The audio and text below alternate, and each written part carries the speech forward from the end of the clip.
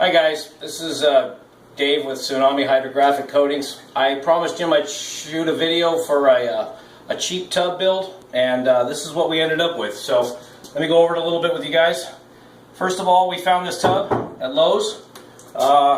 We couldn't get any of the fiberglass ones, they didn't have any, but they did have a tub with a ding in it, so I got this for 40 bucks. Brand new, just with a little ding in it. What we did was we framed a little skeleton around it, anchored the tub to the wall, and supported it from the back side. Hardy backer and waterproofed it on the inside. Built a PVC base for it. Screen system on the bottom of it to filter out most of the goodies that get down in the pump and cause you grief up in your shower heads here. We ran some tracking underneath here. We see we got the little 99-cent Home Depot specials. I've got 12 of them on this particular unit here, and I think that might be sufficient for what we're doing. I've got it set up with a switch over here. As you can see, we can just flip this switch on, and everything works right. We've got a pretty good little shower going there. I also added a door onto mine that seemed to be important with the splatter that you get.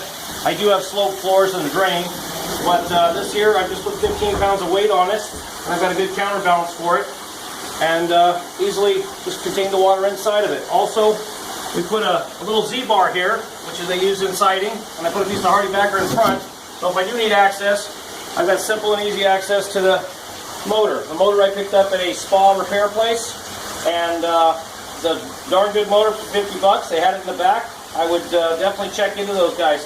This half-horse motor will do this tub sufficiently, but if you did want to run two tubs in tandem, I would probably recommend at least a horse, maybe a horse and a half. For what we're doing, it works fine. When the water gets too gooey, we open up the ball valve here, and of course I've got a drain in my floor. I've got tile on the floor. This used to be a granite shop a long time ago, so it's kind of set up for a lot of water usage.